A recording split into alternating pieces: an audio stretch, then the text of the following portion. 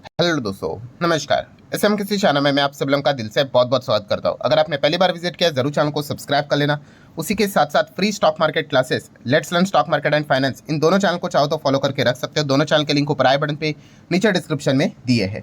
उसी के साथ साथ जैसे आपको बताया है फ्री स्टॉक मार्केट क्लासेस, इस चैनल के ऊपर संडे के दिन एक इंपॉर्टेंट वीडियो यहाँ पे आया था। यस, मार्केट में अगर आपको पैसा छापना है, अच्छी अर्निंग करनी है, तो कुछ फॉर्मूलाज आप लोगों को पता होने चाहिए। जिनको ये बात पता है ना भाई, वो पैसा कमा लेते हैं, और जिनको ये बात नहीं पता चलेगी ना, फिर कोई बात नहीं भाई, 20 साल होल्ड करोगे तो भी पैसा नहीं बनने वाला। तो जरूर इस वीडियो को देख लेना। इस वीडियो का लिंक मैंने ऊपर आई बटन पे दिया है, काफ़ी इंपॉर्टेंट वीडियो है। तो चलिए आज के इस पहले वीडियो को स्टार्ट कर लेते हैं। ठीक है दोस्तों, अभी हम लोग आ चुके हैं बिल्कुल हमारे नॉर्मल स्क्रीन के ऊपर। आज के दिन की अगर हम लोग बाजार की बात कर ले तो पहला हर किसी का रिएक्शन था भाई मुस्कुराहट वाला, और जैसे ही मार्केट क्लोज होने को आ गया तो हर कोई मतलब एकदम चौंक ही गया। मतलब आप सभी लोगों ने यहाँ पे देख ही लिया होगा कि बाजार की अगर बात करें, ठीक है, जिसने डायरेक्ट देखा होगा कि मार्केट में क्या हुआ है, उसके लिए कोई ऐसा शॉकिंग बात नहीं। वो कहेगा कि ठीक है भाई, 200 पॉइंट की गिरावट देखने को मिली। बट जो पूरा मार्केट को ट्रैक करते हैं तो उन्होंने देखा होगा कि वाह क्या ज़बरदस्त गैप अप हुआ है। उसके बाद बाजार में कोई खास मूवमेंट तो नहीं था, बट हरा रंग तो कंटिन्यू था। और उसके बाद एक ट्रिगर ऐसा पॉइंट आ गया कि मार्केट ऊपर से ज़बरदस्त गिर गया। यस, आप देख सकते हो, सेंसेक्स की बात हो या फिर निफ्टी की बात हो, ठीक है, ऊपर से लगेगा ये 40 पॉइंट ही यहाँ पे गिरा है। बट अगर हम लोग प्रॉपरली अगर ये कैलकुलेट करके देखें तो ये गिरावट कितनी बड़ी है आप अंदाज़ा क्लियर यहाँ पे लगा सकते हो। तो एकदम अचानक से गिरावट हम लोग को देखने को मिली, और मार्केट में कोई नई बात नहीं है, ऐसा बहुत बार होता है।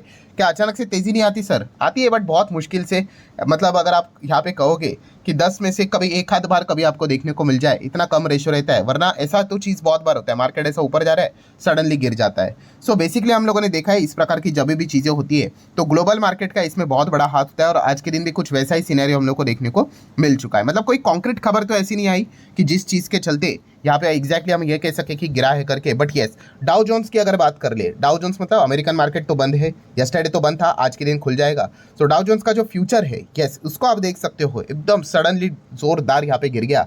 सो अमेरिकन मार्केट में ये जो गिरावट हम लोग को देखने को मिली है फ्यूचर्स में, इसी ने प्रेशर क्रिएट किया। और ये प्रेशर सिर्फ हमारे मार्केट पे नहीं, बाकी यूरोपियन मार्केट भी आप देख सकते हो। फुट्सी की अगर बात कर ले तो ये भी हम लोग को इसी प्रकार से एकदम ज़बरदस्त नीचे आते हुए देखने को यहाँ पे मिला था। देन उसके बाद फ्रांस के बाजार की बात करें, भले ही हरे रंग में देखने को मिल रहा होगा, बट एकदम बॉर्डर पे चल रहा है, कभी भी लाल निशान में जा सकता है। वैसे तो ये भी एकदम सडनली यहाँ पे गिरा था, फिर थोड़ा सा रिकवर कर चुका है। और जर्मनी के मार्केट की तो भाई बैंड ही बच चुकी है, 1.25% की गिरावट हम लोग को देखने को यहाँ पे मिल रही। तो बेसिकली हम कह सकते हैं अमेरिकन मार्केट का जो फ्यूचर हम लोग को देखने को मिल रहा था, इसी ने ये प्रेशर क्रिएट करवाया है।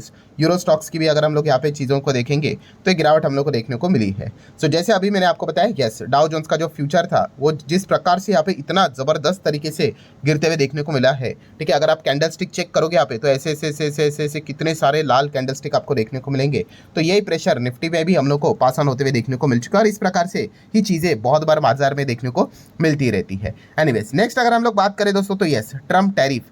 सो आप सभी लोगों को यहाँ पे पता ही है ट्रम्प ने क्या किया है, टैक्सेस लगा के रखे हुए, टैरिफ लगा के रखे हुए। बट उन्होंने एक स्मार्ट मूव खेला है। कौन सा?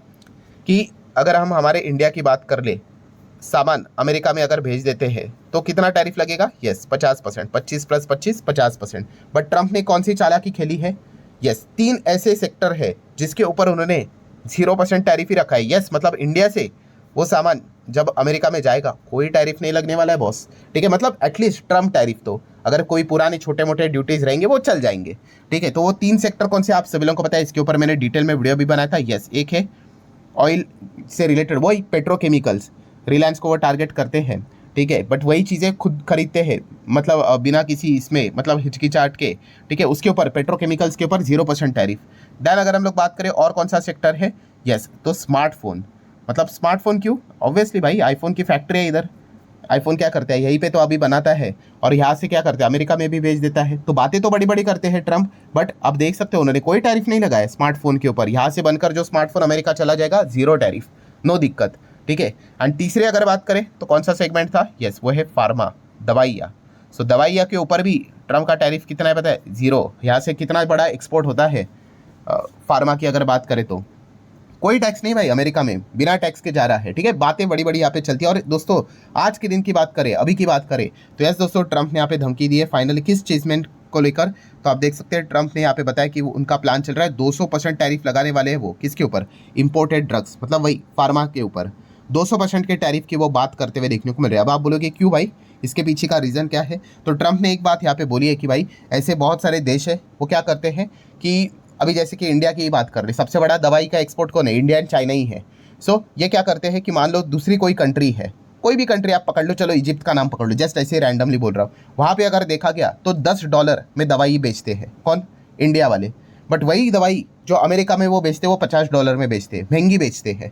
सो अगेन ट्रंप यही कहने की कोशिश करे कि हमारे मार्केट का फ़ायदा उठाया जा रहा है और इसीलिए अब ये मैं होने नहीं दूंगा, मैं 200% टैरिफ यहाँ पे लगा रहा हूँ। एंड अगर किसी को टैरिफ अगर नहीं देना है, किसी फार्मा कंपनी को डर लग रहा है, तो हमारे देश में आ जाए, अमेरिका में आ जाए, यहाँ पे मैन्युफैक्चरिंग यूनिट ओपन कर दे, तो फिर बाहर से कोई सामान यहाँ पे आएगा ही नहीं, यही बनाओ यहीं पे बेचो बिना किसी टैक्स के।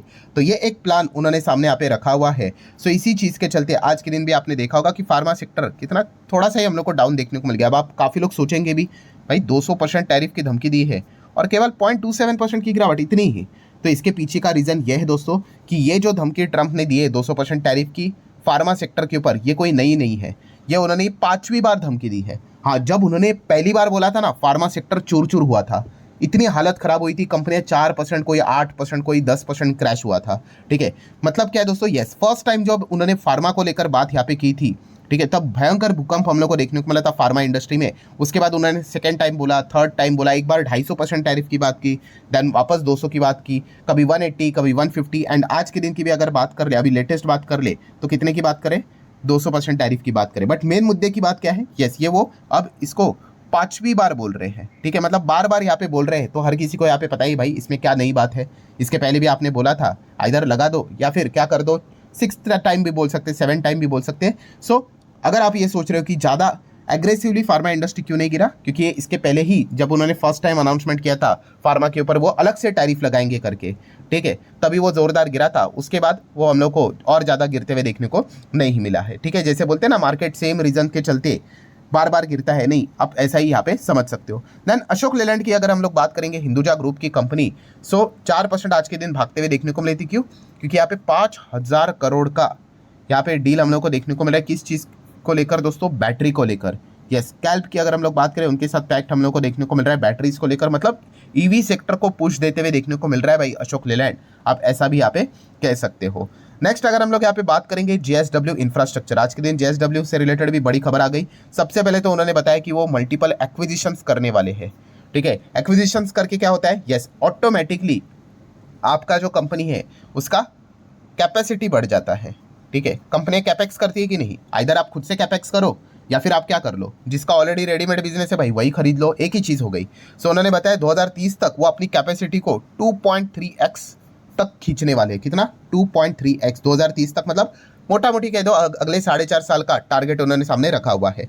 देन उन्होंने रेवेन्यू बेस भी टारगेट यहाँ पे रखा है सामने कि 8,000 करोड़ तक कंपनी का रेवेन्यू लेकर जाएंगे। एंड ऑपरेटिंग प्रॉफिट की अगर बात कर ले तो 2,000 करोड़ तक का वो टारगेट लेकर यहाँ पे चल रहे हैं। ठीक है, अगले 4-4.5 साल के यहाँ पे मैं बात कर रहा हूँ, तो इसको भी आप नोट करके चल सकते हो। तो JSW इंफ्रास्ट्रक्चर के इस बात के चलते थोड़ा सा पॉजिटिव मूवमेंट देखने को मिला था। देन अगर बात करें आज के दिन, अगेन सरकारी कंपनियाँ, बहुत सारी सरकारी कंपनीज में अच्छी खासी तेजी देखने को मिल गई, खास करके रेलवे सेक्टर से जुड़ी हुई कंपनियाँ। ठीक है, तो इस प्रकार की चीज़ें इसके पहले भी हम लोग को बहुत बार देखने को मिल चुकी है। बहुत सारे रेलवे कंपनियां, जितने भी रेलवे कंपनियां हम लोग को देखने को यहाँ पे मिल रही थी, सब में हम लोग को कमाल तरीके से तेज़ी देखने को यहाँ पे मिली थी। ऑब्वियसली अब इस तेज़ी के पीछे का रीज़न क्या है, तो कोई एक कंपनी को लेकर तो खबर यहाँ पे नहीं होगी, पूरे सेक्टर को लेकर ही एक तेज़ी हम लोग को देखने को यहाँ पे मिल चुकी है।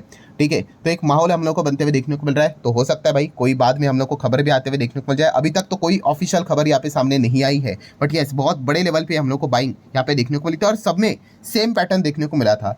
ज़बरदस्त तेज़ी आई थी, फिर एक पॉइंट को जाकर थोड़ा सा प्रॉफिट बुकिंग भी हो गया और नेट जो क्लोजिंग हुई थी वो तेज़ी के साथ ही होते हुए देखने को यहाँ पे मिली थी। सो रेलवे सेक्टर को लेकर हो सकता है शायद से आने वाले समय में कोई सरकार की ओर से कोई अनाउंसमेंट यहाँ पे हो जाए, इसकी पॉसिबिलिटी ज़रूर हम लोग यहाँ पे कह सकते हैं। बिकॉज अगर कोई एक इंडिविजुअल कंपनी को लेकर खबर होती तो वो इंडिविजुअल स्टॉक भागता, यहाँ पे पूरा सेक्टर हम लोग को थोड़ा भागते हुए देखने को यहाँ पे मिल चुका है। सिमिलर वे डिफेंस सेक्टर की बात कर ले, और डिफेंस में खास करके नेवी सेगमेंट की अगर बात कर ले तो वहाँ पे आप लोगों ने देखा होगा Mazagon dock shipbuilder, Cochin shipyard, GRSC, इसमें हम लोग को डिसेंट परफॉर्मेंस देखने को यहाँ पे मिला है। खास करके हम कह सकते हैं प्राइम मिनिस्टर जी का जो स्पीच हम लोग को देखने को यहाँ पे मिला था, अभी आपको बताइए वो जापान दौरे पे गए थे, फिर चाइना में वो जो मीटिंग्स सारी चीज़ें हम लोग को देखने को मिली थी, तो वहाँ पे अगेन उन्होंने डिफेंस सेगमेंट को लेकर बात यहाँ पे की है, टेररिज्म को लेकर बात की है, और जब भी इस प्रकार के पॉइंट्स यहाँ पे सामने आते हैं डिफेंस स्पेस में थोड़ा अच्छा परफॉर्मेंस देखने को मिल जाता है। वैसे MDL की बात कर ले, माझगांव डॉक की बात कर ले तो एक अच्छी खबर इनके लिए रिपोर्ट के जरिए जरूर देखने को मिल चुकी है कि एक मेगा सबमरीन डील हम लोग को यहाँ पे मतलब